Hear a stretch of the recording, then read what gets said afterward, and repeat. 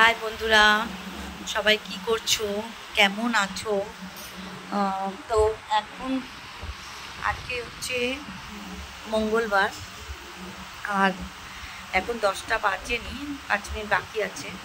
তো আমি এখন আমার ভিডিওটা ক্যামেরাটা অন করলাম আর কি, ভিডিওটা করবো বলে। কালকে সারাদিনে কোনো ভিডিও করিনি, রবিবার দিনকে করেছি কাজকর্ম সব কিছু। তো কালকে করিনি, কালকে সকালে ডিউটি গেছি, তো ভেবেছিলাম যে হাজব্যান্ড চলে যাবে ডিউটি, যায়নি। আর তাই জন্য কালকে রাত্রেবেলা এসে রান্নাবাড়ি করেছি, সব করেছি, কিন্তু ভিডিও করতে পারিনি, বাড়িতেই ছিল। আর আজকেও তিনি যাননি। আজকে আমাদের এখানে বৃষ্টি হচ্ছে, এই বৃষ্টিটা সব জায়গাতেই হচ্ছে, তো আজকেও তিনি যাননি।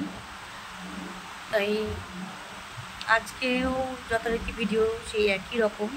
বাড়ির পুরুষ মানুষরা যখন বাড়িতে বসে থাকে না, মানে মহিলারা কতটা সামলাবে, কত দিকে সামলাবে বলো।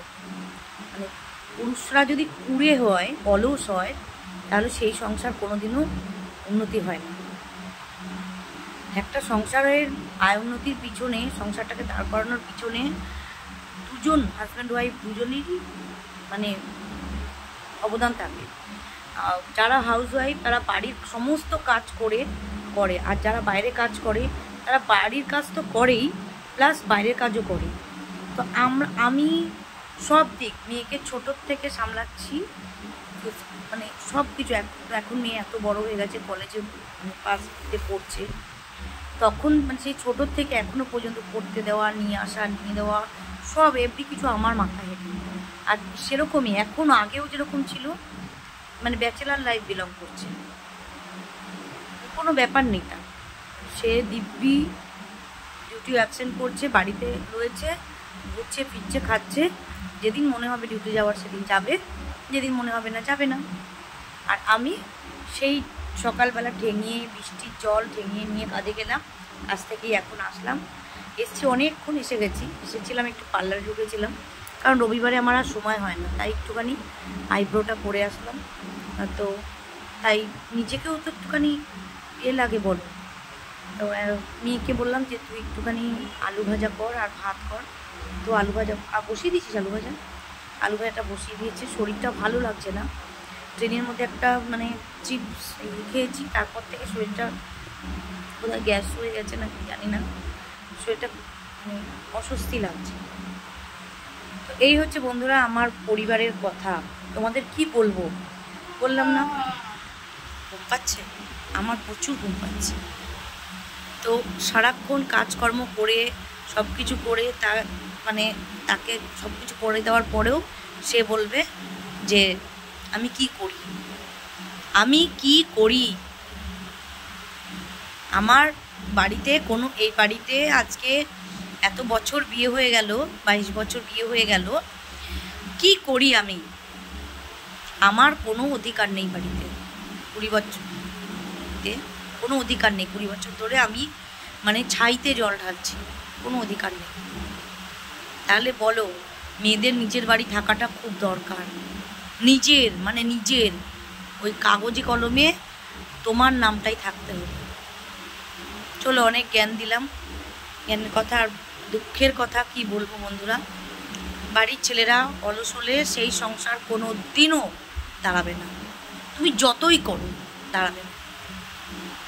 ভিডিও করছি, এই যে চেষ্টা করছি যে কিছু যদি করতে পারি, সেটাতেও তাদের প্রবলেম, সেটাতেও লুকিয়ে চুরিয়ে করতে হবে। কোনো স্বাধীনতা নেই। আমি 2025-এ এসে কোনো স্বাধীনতা নেই। তো চলো, অনেক কথা বললাম, মানে বলতে ইচ্ছা করে না, কিন্তু তোমাদের সামনে বলে ফেলি সব। তোমাদের সামনে বলি, কী করবো বন্ধুরা, তোমাদের কাছে একটু দুঃখটা শেয়ার করি। আর মেয়ের কাছে, আর কারো কাছে না। মাকে তো বলি না, মা নিজেই দুঃখে থাকে, আবার মাকে কি বলবো। চলো দেখি মেয়ে রান্নাটা করুক, আর আমি একটু এই কুর্তির হাতাটা একটু সেলাই করবো, অল্প একটু সেলাই করে নেব। এই কুর্তিটা একটু হাতাটা সেলাই করবে, আর নিচটা একটুখানি মানে সাইডটা একটু সেলাই করে দেবে। তাই জন্য 20 টাকা চাইছি, 20 টাকা।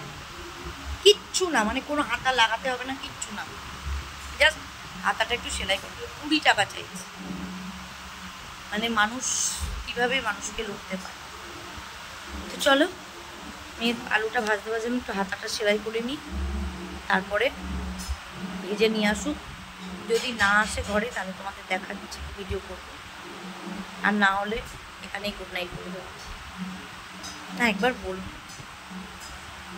হাই বন্ধুরা, খাওয়া হয়ে গেছে। খাওয়ার সময় আর ভিডিও করিনি। আলু ভাজা আর ডিমের অমলেট, ওটা আর কি দেখাবো, তো ভিডিও করিনি। তো আমি আর বেশি কিছু বলবো না, এখন কিছু বলাও যাবে না, এখন শুয়ে পড়বো। কি হলো, কি খুঁজছিস? ওই যে নিচে, ওই যে ঝুড়িটার পাশে ওখানে রেখেছি, তাকে করতে হবে তার। এখন আর বেশি কিছু বলবো না, বলাও যাবে না বেশি। তো আজকের মতন এখানেই গুড নাইট করবো। কালকে যদি যায় তো ভালো করে ভিডিও করতে পারবো। তো চলো, আমার চ্যানেলটা সাবস্ক্রাইব করো, লাইক করো, শেয়ার করো, কমেন্ট করো প্লিজ বন্ধুরা, প্লিজ। তোমরা তো অন্তত পাশে থেকো আমার, তাহলেই শান্তি। আজকের মতন গুড নাইট, দেখা হবে কালকে।